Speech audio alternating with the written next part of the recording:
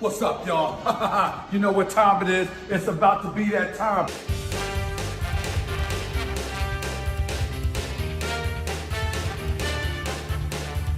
Damn, son, where'd you find this?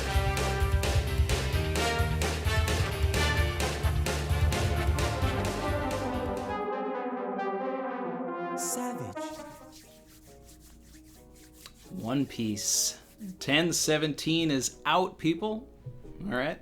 If you haven't read it, I don't know why you're watching the video. Anyway, we got a lot to talk about. First things first, you might notice I've got a new chair. All right. Shout out Chrissy for the Father's Day present. Love it, love it. Had a great day. Had a great 2 weeks with family and all of that. And you know what? We're back. About that One Piece life. Here we go. Okay, speaking of 1017, all right, Oda took it all the way back to page 17. Savage. All right, yeah, took it all the way back to chapter 1, people. Chapter 1 this chapter. I actually, I went and, picked up my volume 1, and I was like, you know what, let me just count, right?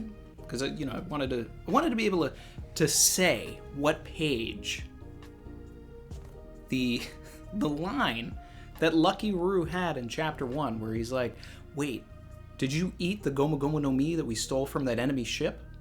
Right? If you didn't realize, like, this was something that this goes back to chapter 1, people. But anyway, I counted pages, and surely enough, Goda, back at it with his his affinity for numbers. This was on page 17. I could just see this man sitting and saying, I want to go back and, I want to do this Who's Who reveal with Jimbei, but you know what? This was on page 17. I'm going to wait for chapter 1017. Yeah, there it is. Man, I love it.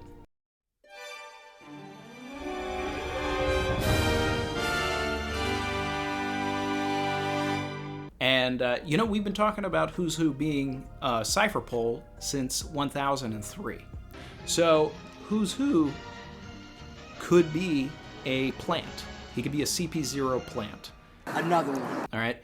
A lot of people were trying to get around the idea of Who's Who is, but not, like I've also said, nobody's asking how Who's Who is or why, okay? But, we got some of those questions today, people, The game of Guess Who is getting, those those flaps are going down. We're getting closer, okay? During the stream, people were pointing me out to chapter 421, page 9, all right? Going all the way back to Eni's lobby, and a line that Lucci says to Luffy, commending him on his, being a captain, and that he'd like to tell a certain idiot about him. Now, I think that, I've been seeing this everywhere and all this, not only in the stream, I, went on Twitter briefly and it was being plastered there as well.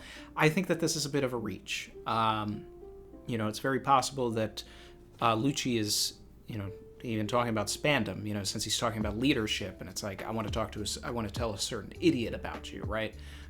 So, basically telling Spandam, who he didn't respect as a leader, like, hey, this pirate over here is a better leader than you are.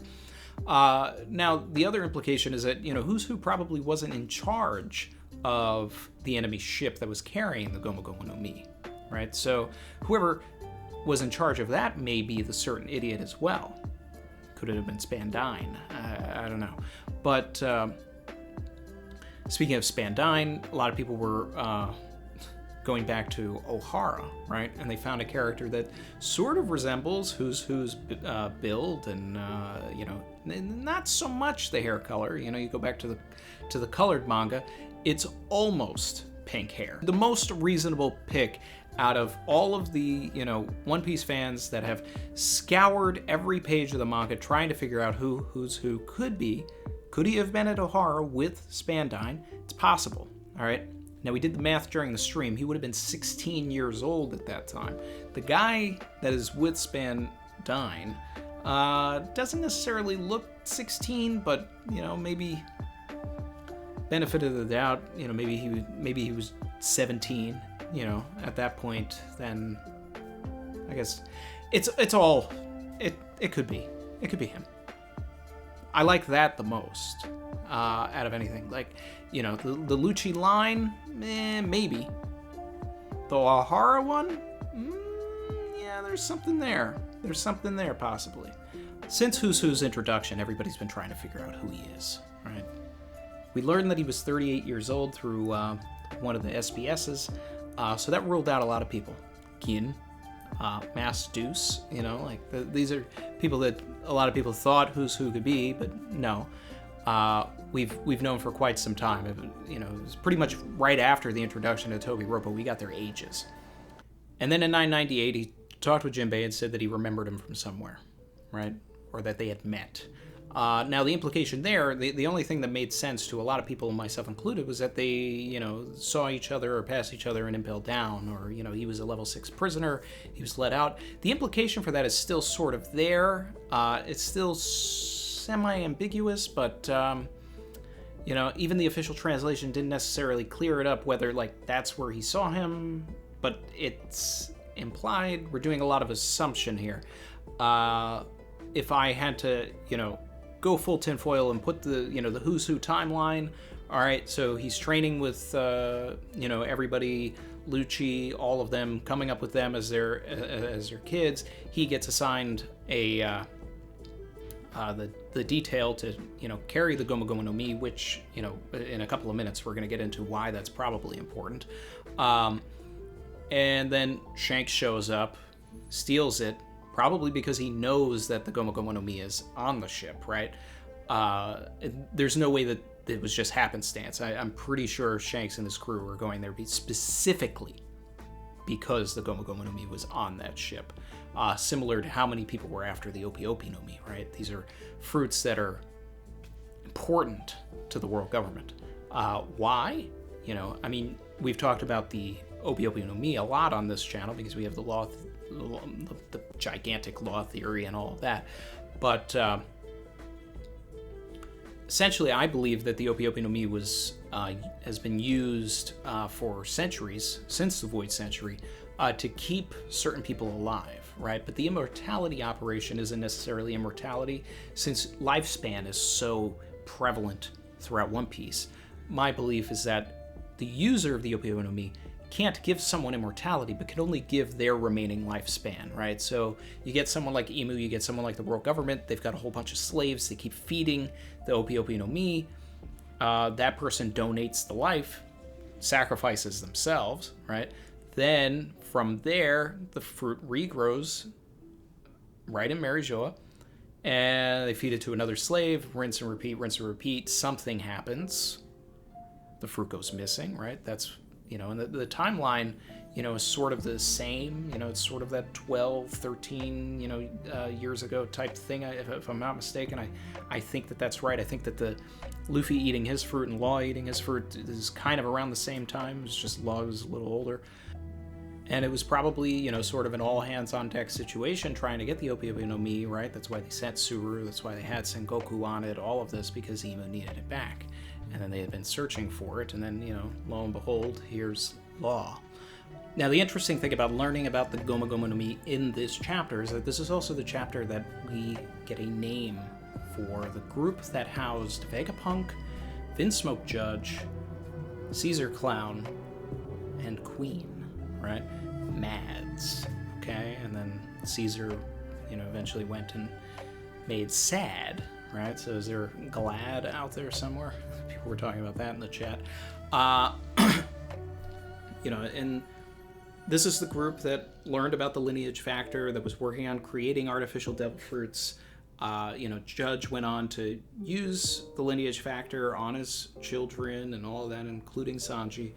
And I still feel that his propensity for fire has to be a part of the lineage factor that didn't fail, right? Because you still have all of the other Vinsmoke kids,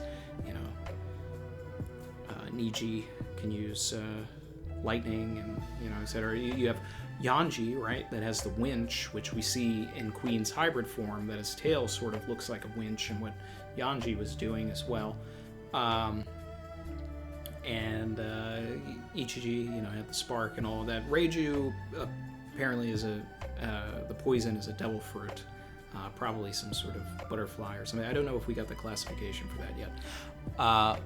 People were speculating other members of MADS in the chat. My favorite one was Lindbergh.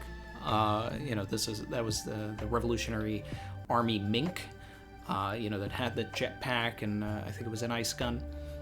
I like the idea of that. Another one that came to my mind is, since the character is actually canon, would be Dr. Indigo. This was Shiki's doctor, right? Now, this comes to my mind because of the parallels between Shiki and Kaido, and it's almost like Oda was sort of reusing a lot of the ideas that he had for Shiki with Kaido. 20 years, beasts, etc. There's more than that, but it would be funny if Dr. Indigo was a part of that team, because Caesar and Dr. Indigo have the same voice actor in the Japanese dub. There's not really a difference in the fluctuations of the voice. Going on a tangent, but the reason that this is interesting is because I think that the Gomu Gomu no Mi might have something to do with the Pacifista project. We can see that the Pacifistas have been given Kizaru's laser, right? Somehow Vegapunk was able to remove the lineage factor from Kizaru's DNA and, wasn't able to give these robots intangibility, but was able to give them a laser beam.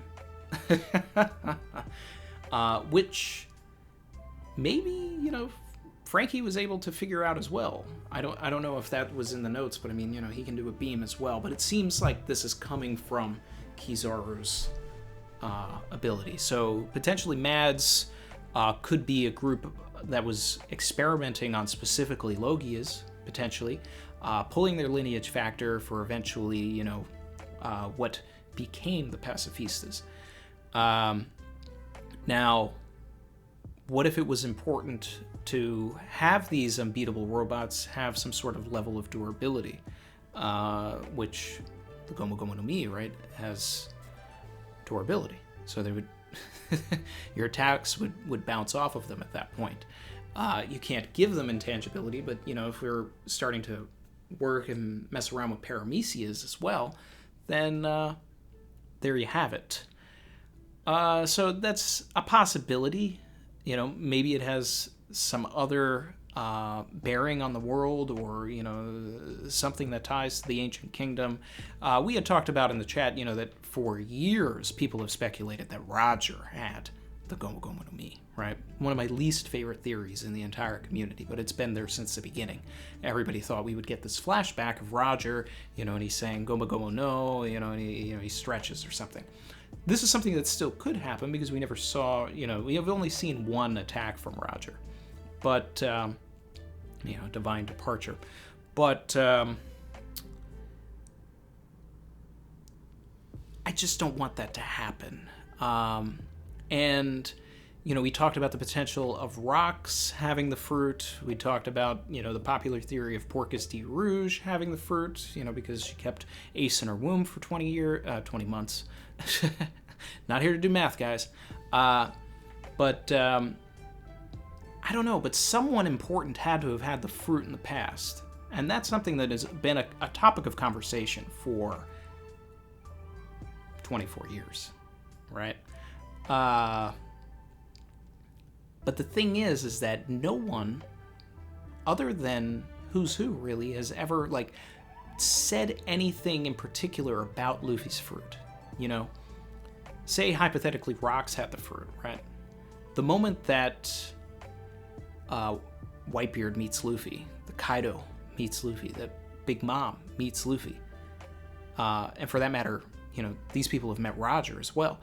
There's going to be some sort of a, looking, some sort of remark about how they recognize the fruit, right? Oh, that boy has ...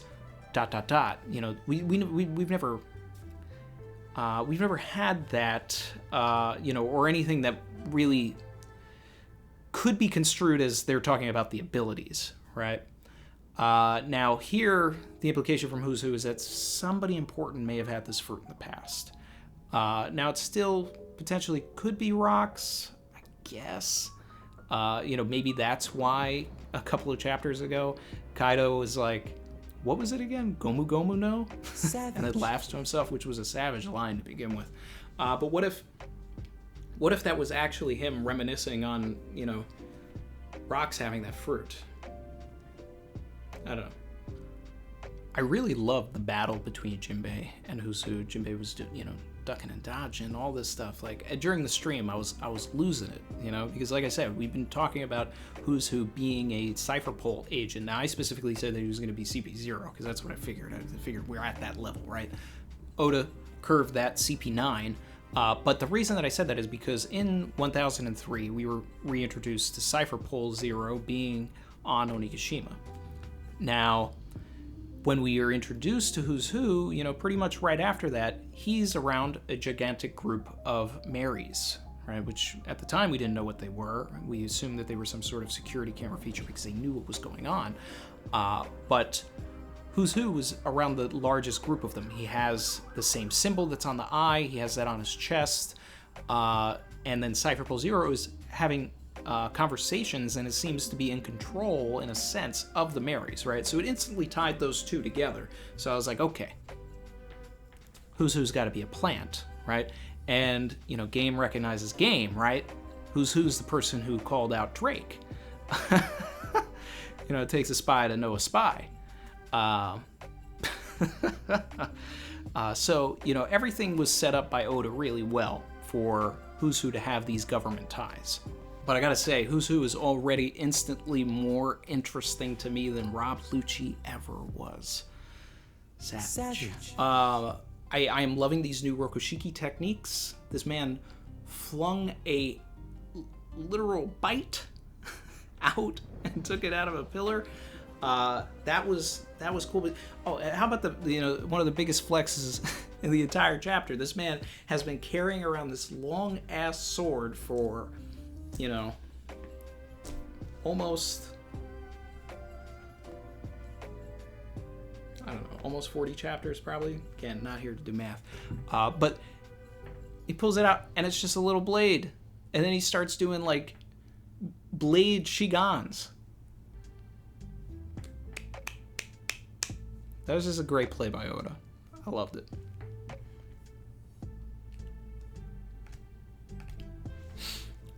And I like that Jimbei is the one that's fighting him, right? Because Jimbei wasn't involved with the Enies Lobby arc.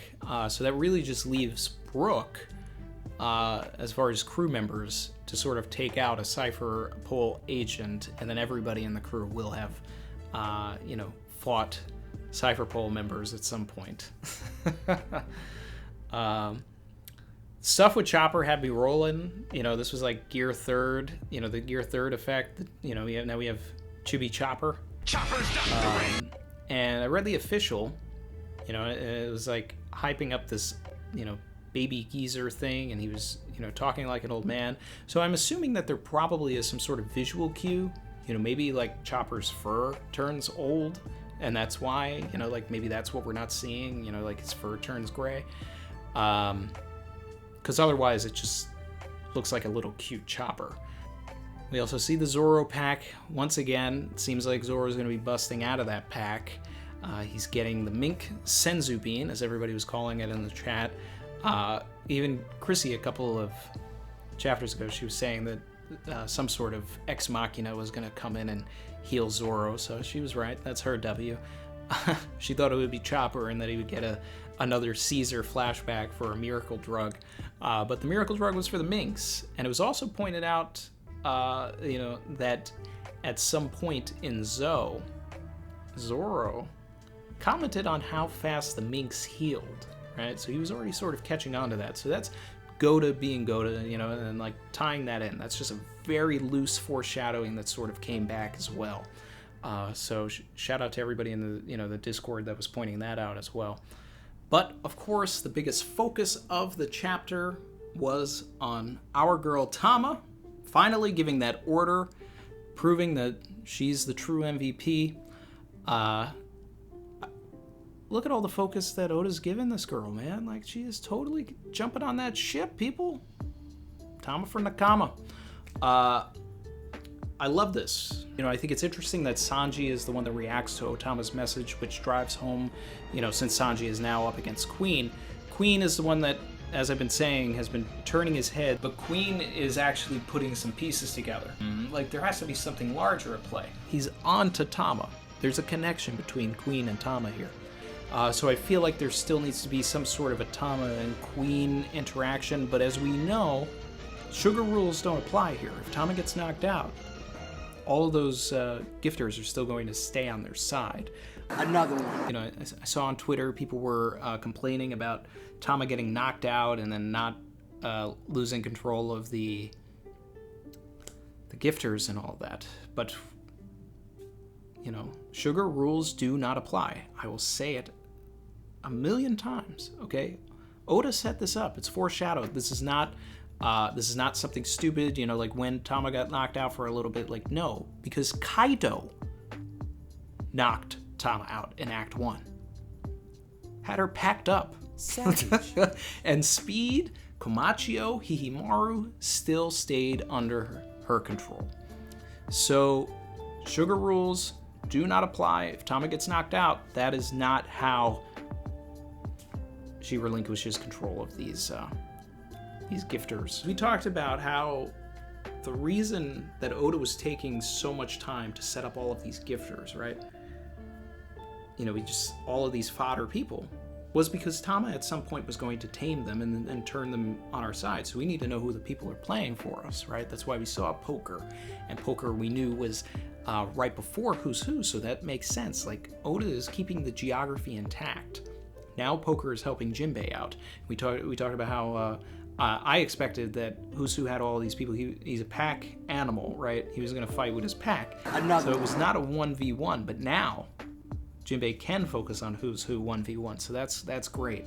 A couple of chapters ago, we went back to Briscola. Briscola was fighting against the Dango because he hadn't had his orders yet. Okay, so that was a device by Oda to show the shift, right? So how does he complete that writing technique? By bringing Briscola back this chapter and using him to show that shift, right? So that might have even been the last chapter, 1 or 2 chapters ago.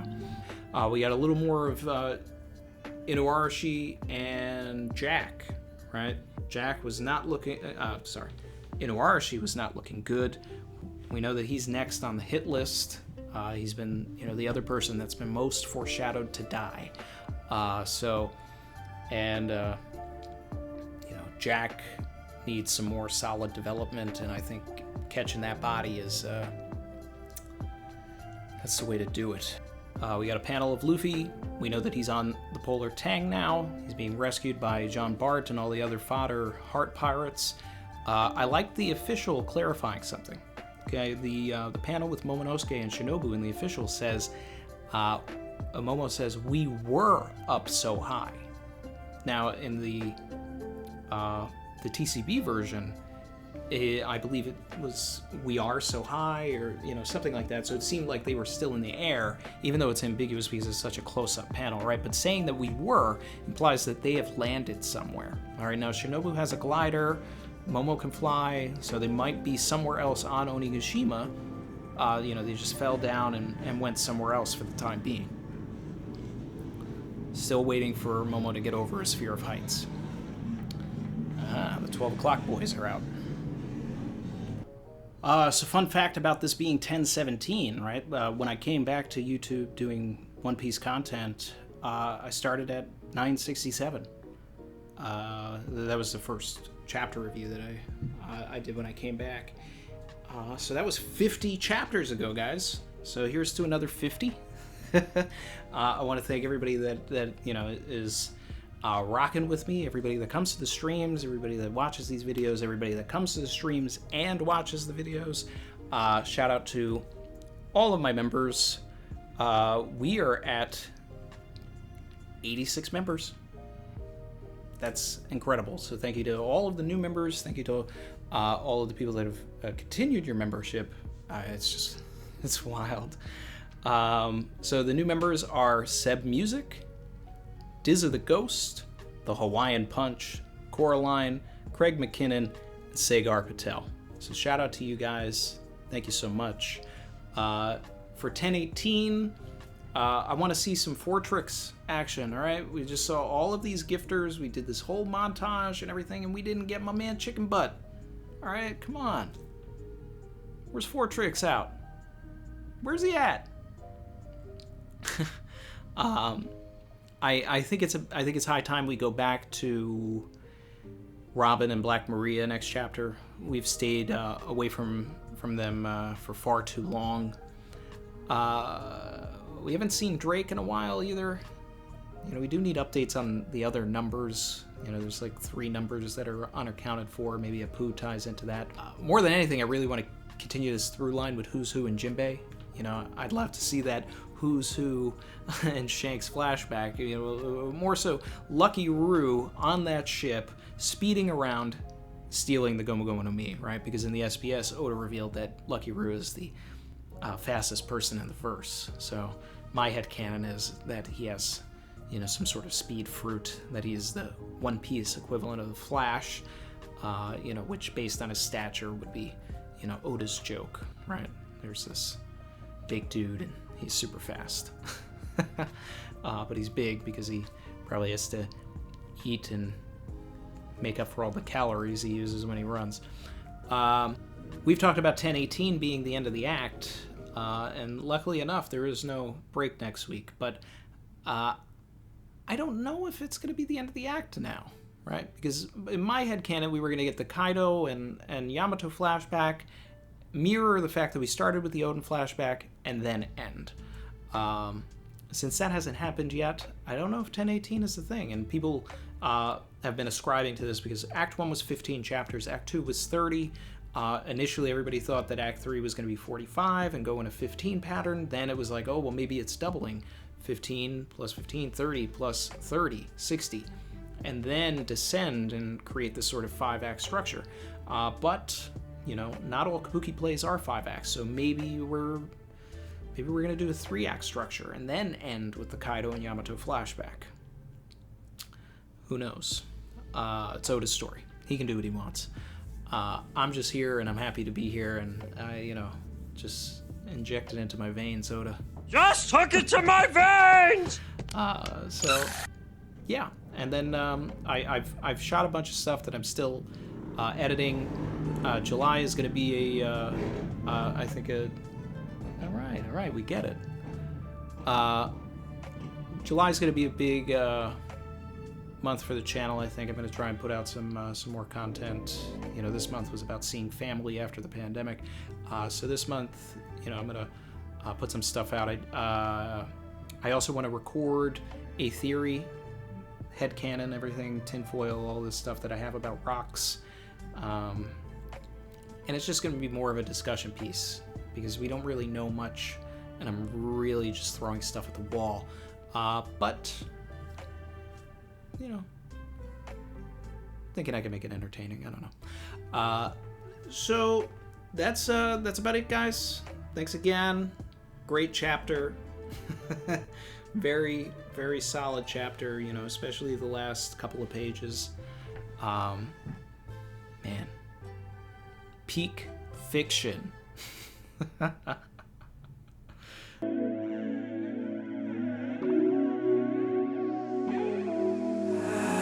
been swimming deep, deep. Savage.